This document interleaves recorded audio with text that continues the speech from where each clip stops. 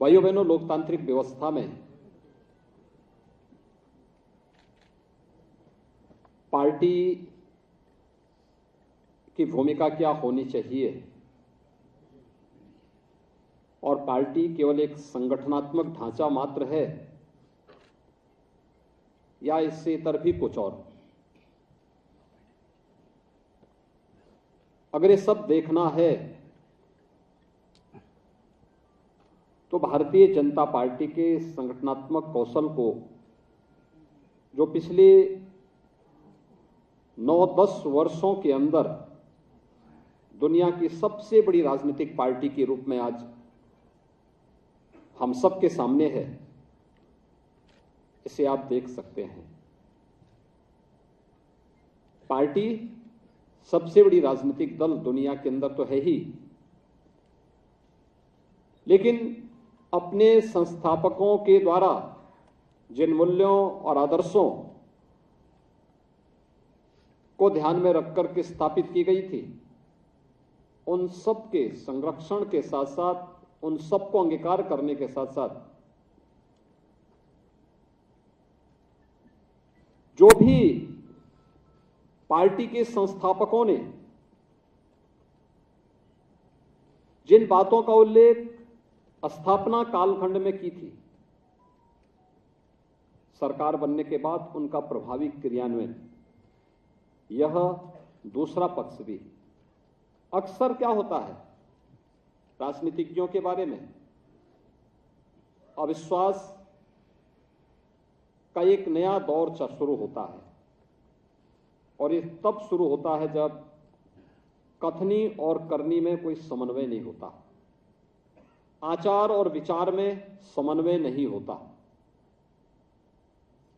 जब व्यक्ति बोलता कुछ और है और करता कुछ और है। सरकार बनने के पहले और सरकार बनने के बाद जब उसमें व्यापक अंतर देखने को मिलता है, तब वह विश्वास का प्रतीक बन जाता है। लेकिन भारतीय जनता पार्टी आज जिस दौर में है, जो कहा वही किया और जो किया उतना ही बोला। यह भारतीय जनता पार्टी ने प्रधानमंत्री मोदी जी के नेतृत्व में आज की भारतीय जनता पार्टी वही कहती है जो कर रही है, वही कर रही है जो बोलती है। कथनी और करनी में कोई भेद नहीं, आचार और विचार में कोई भेद नहीं। दूसरा, हम लोकतांत्रिक व्यवस्था में जी रहे हैं और लोकतांत्रिक व्यवस्था में लोकतंत्र की जो सबसे सहज और सरल परिभाषा दी है वह अमेरिका के पूर्व राष्ट्रपति इब्राहिम लिंकन ने दी थी। वह यानी लोकतंत्र क्या है? जनता का शासन, जनता के द्वारा, जनता के लिए। आपने देखा होगा प्रधानमंत्री पद के लिए नामित होने पर मोदी जी ने पूरे देश के अंदर एक आह्वान किया था, स्टैच्यू ऑफ यूनिटी। भारत के वर्तमान शिल्पी, जो वर्तमान भारत है, इसके शिल्पी के रूप में लौह पुरुष सरदार वल्लभ भाई पटेल की दुनिया की सबसे बड़ी प्रतिमा की स्थापना के समय हर गांव से और हर परिवार से लौह संग्रह और वहां की पवित्र मिट्टी का संग्रह करने का एक विशेष अभियान चला था। आज आप देखिए, जितना भी लोहा यानी खेत में काम करने वाला किसान हो या श्रमिक हो या कोई कारखाना हो, वहां से थोड़ा थोड़ा लोहा जो एकत्र हुआ था, इस एकत्रीकरण ने आज दुनिया की सबसे बड़ी प्रतिमा लौह पुरुष सरदार वल्लभ भाई पटेल की गुजरात में स्थापित की है, सरदार सरोवर के तट पर। और केवल इन्हीं कार्यक्रमों में टेक्नोलॉजी का उपयोग कैसे होना है, टेक्नोलॉजी किस रूप में प्रभावी हो सकती है? संगठनात्मक रूप में करना है तो ऑनलाइन सदस्यता के अभियान को आगे बढ़ाया। 18 करोड़ सदस्य भारतीय जनता पार्टी के पास आज के दिन पर मौजूद हैं और अगर इसी टेक्नोलॉजी का उपयोग करना है तो जनधन अकाउंट के माध्यम से दुनिया के अंदर पहला देश है जिसने हर गरीब का अपना बैंक का खाता खोल दिया। याद करिए, जब जनधन अकाउंट के लिए एक आह्वान हुआ था, बहुत सारे लोगों को लगता था कि ये तो एक लोगों को जो है केवल एक ख्याली पुलाव खिलाने की बात हो सकती है। लेकिन जब इस सदी की सबसे बड़ी महामारी के दौरान एक गरीब के खाते में पैसे देने की बात आई तो पैसा डीबीटी के माध्यम से उसके अकाउंट में पहुंच गया। उसको बैंक जाने की आवश्यकता नहीं, उसके सामने किसी को चेक लेकर के जाने की आवश्यकता नहीं पड़ी। इतने बड़े पैमाने पर पैसे का लेन देन हर गरीब तक पहुंचाने का कार्य हुआ, लेकिन बिना किसी मानवीय हस्तक्षेप के। दूसरा, भ्रष्टाचार पर प्रहार का एक कितना सशक्त माध्यम बना। आज हम सब इस बात को देख सकते हैं कि हम कोई पैसा यहां से भेजते हैं, देश के अंदर 4 करोड़ गरीबों के मकान बने, मकान का एक एक पाई गरीब के खाते में जाता है। 10 करोड़ गरीबों के शौचालय बने, एक एक पैसा उसके अकाउंट में चला जाता है।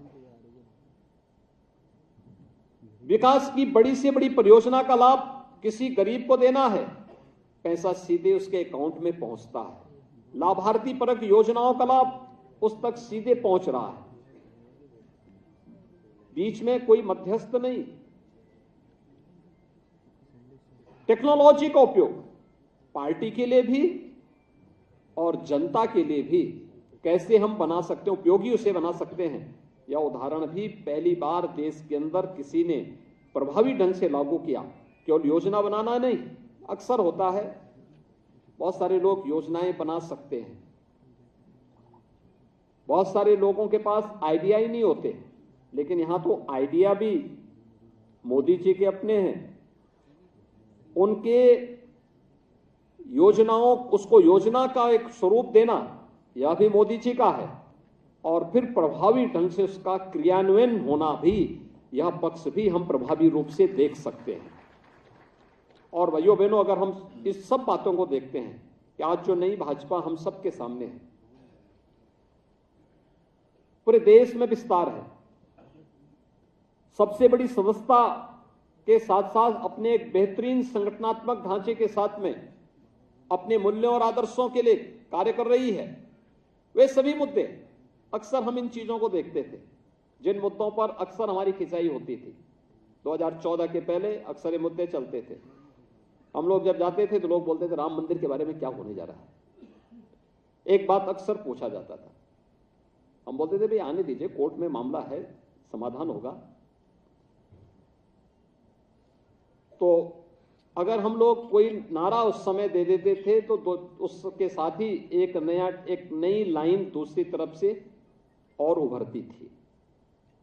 लेकिन आज इस पे कोई प्रश्न नहीं कर सकता। आज अयोध्या में राम जन्मभूमि की समस्या का पूरी तरह समाधान ही नहीं हुआ, बल्कि प्रधानमंत्री जी ने आकर के सभी जो भी आशंकाएं थी और जो जनता की आकांक्षाएं थी, देखिए दोनों को समाधान का रास्ता दिया, स्वयं आकर के शिलान्यास भी किया, और अब 22 जनवरी 2024 को स्वयं आकर के भगवान राम के भव्य मंदिर में रामलला को विराजमान भी कराने जा रहे हैं। यानी बोला ही नहीं, मोदी जी ने 14 में श्री राम जन्मभूमि के मुद्दे को अपने इलेक्शन एजेंडे का हिस्सा नहीं बनाया, 2019 में भी नहीं बनाया। 19 में एक लाइन थी कि हम संविधान के दायरे में रहकर के समस्या का समाधान करेंगे, संविधान के दायरे में रहकर के समाधान का रास्ता निकालेंगे, और संविधान के दायरे में रहकर के समस्या का सर्वसम्मत समाधान हो सकता है।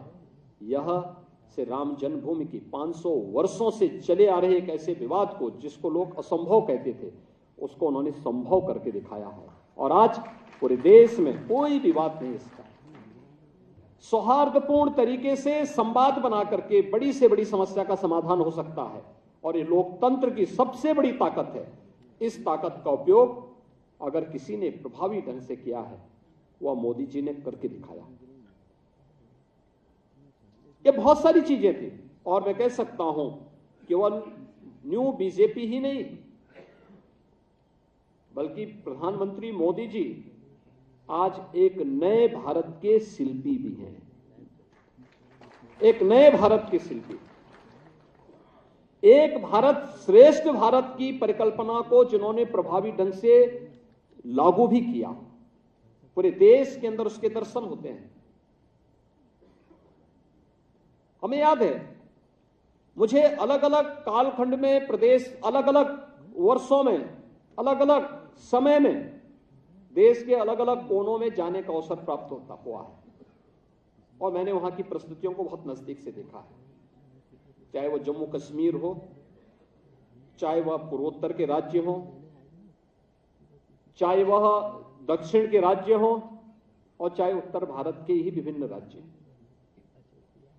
इन सभी राज्यों में अलग अलग समय में हमें जाने का अवसर प्राप्त हुआ और वहां की कार्य पद्धति को बहुत नजदीक से देखने, जानने, सुनने, जनप्रतिनिधियों के साथ साथ आम जनमानस के साथ भी संवाद बनाने का अवसर प्राप्त हुआ। आश्चर्य होता है हमें कि आखिर 1947 से लेकर के अब तक उन भावनाओं को समझने का प्रयास उस 2014 तक क्यों नहीं किया गया, जो 2014 के बाद प्रभावी ढंग से क्रियान्वित हुई तो उसके परिणाम भी सामने देखने को मिले। आज कश्मीर से धारा 370 समाप्त हुई, कश्मीर में शांति और पर्यटन के एक नए दौर में कश्मीर विकास की एक नई ऊंचाइयों को छूता हुआ दिखाई देता है। अब कश्मीर इशू नहीं, कश्मीर में अब इस बात की चर्चा होती है कि पाक अधिकृत कश्मीर के लोग इस बात को कहते हैं, साहब हमें भी भारत का हिस्सा बनाइए। ये एक नई सोच है। ये बात वहां से हो रही है कि साहब हमें पाकिस्तान से मुक्ति चाहिए, क्योंकि इस जलालत को झेलने से अच्छा है कि हम भारत का हिस्सा बने और विकास में भागीदार बने। ये करके एक लंबी रेखा कश्मीर के माध्यम से मोदी जी के नेतृत्व में आज की नई सरकार ने और नई भाजपा के माध्यम से ये सब चीजें आज सामने देखने को मिल रही हैं। हमें पूर्वोत्तर के राज्यों में देखने को मिलता था क्या स्थितियां होती थी, जाना कठिन होता था। एक समय तो आजादी के तत्काल बाद तो वहां परमिट सिस्टम लागू कर दिया गया था। अपने ही देश में परमिट लेकर के हम जाएंगे। दोनों जगह, जम्मू कश्मीर के अंदर भी, पूर्वोत्तर के भी कई राज्यों में डॉक्टर श्यामा प्रसाद मुखर्जी जी को अपना बलिदान देना पड़ा था कश्मीर के लिए। उनको नारा देना पड़ा था, एक देश में दो विधान, दो प्रधान और दो निशान नहीं चलेंगे, और इसके लिए वे अपने आप को बलिदान कर दिए थे। लेकिन आज आप देख रहे होंगे कि परमिट सिस्टम कुछ भी नहीं, कश्मीर से धारा 370 सदैव के लिए समाप्त हो गई। कश्मीर लोकतंत्र और विकास की एक नई धारा के साथ आगे बढ़ता हुआ दिखाई दे रही है। परिवारवाद, यानी वहां पर लोकतंत्र के नाम पर जो लोग हावी थे, जो वहां का शोषण करते थे, विकास के नाम पर बाधक थे, बैरियर थे, वे आज एक और गए और लोकतंत्र के नाम पर सही लोग आज वहां नेतृत्व देकर के आम जनमानस के साथ संवाद बनाते हुए विकास की प्रक्रिया के साथ और पर्यटन की नई संभावनाओं के साथ जम्मू कश्मीर को देख रहे हैं। पूर्वोत्तर के राज्यों में व्यापक संवाद के माध्यम से जो एक अलगाववाद चरम पर था, आज वह पूरी तरह समरस होकर के उन्हें गौरव की अनुभूति होती है ये कहने में, अब 2014 के पहले पूर्वोत्तर के भारत और 2014 के बाद के पूर्वोत्तर के भारत को आप देखिए, आपको जमीन आसमान का अंतर देखने को मिलेगा। आज वहां पे अधिकतर राज्यों में भारतीय जनता पार्टी की सरकार है। अरुणाचल में भारतीय जनता पार्टी है, त्रिपुरा में भारतीय जनता पार्टी है, असम में भारतीय जनता पार्टी है, मणिपुर में भारतीय जनता पार्टी है, मेघालय में भारतीय जनता पार्टी सहयोगी दल के रूप में है, नागालैंड में भारतीय जनता पार्टी सहयोगी दल के रूप में है।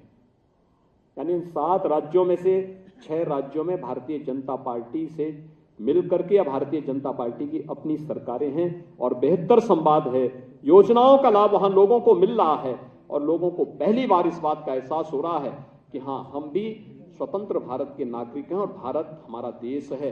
यह पूर्वोत्तर के राज्यों के लोगों के अंदर इस प्रकार का भाव पैदा करने का कार्य हुआ। हमने कहा ही नहीं, बल्कि मोदी जी के नेतृत्व में यह वहां पर भारतीय जनता पार्टी ने करके दिखा दिया। दक्षिण के राज्यों में जिस प्रकार की भाषा की समस्या को लेकर के अक्सर विवाद खड़ा किया जाता था, आज इस समस्या पूरी तरह समाप्त। आज भारत के अंदर तो प्रधानमंत्री मोदी जी अपनी राजभाषा के माध्यम से पूरे आत्मविश्वास के साथ अपनी बातों को रखते हैं, बल्कि वैश्विक मंच पर भी हिंदी में अपने भाषण के माध्यम से दुनिया को भारत की ओर सोचने और भारत के बारे में जानने की एक नई उत्सुकता उनके मन में पैदा कर देते हैं। उत्तर भारत का जो हिंदी बेल्ट कहा जाता था, यह अपनी बीमारीपन के कारण, आर्थिक विपन्नता के कारण ये बीमारू राज्यों की श्रेणी में थे। आज आपने देखा होगा कि ये सबसे उभर करके उत्तर प्रदेश बीमारू राज्य से उभर गया,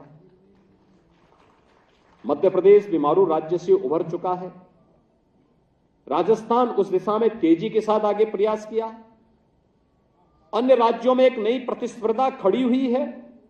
हमें भी विकास की मुख्य धारा के साथ जुड़ना है। आर्थिक संपन्नता के साथ देश की अर्थव्यवस्था को सुदृढ़ बनाने में हम भी योगदान दे पाएंगे। एक स्वस्थ प्रतिस्पर्धा के दौर को 2014 के बाद प्रत्येक नागरिक ने देखा।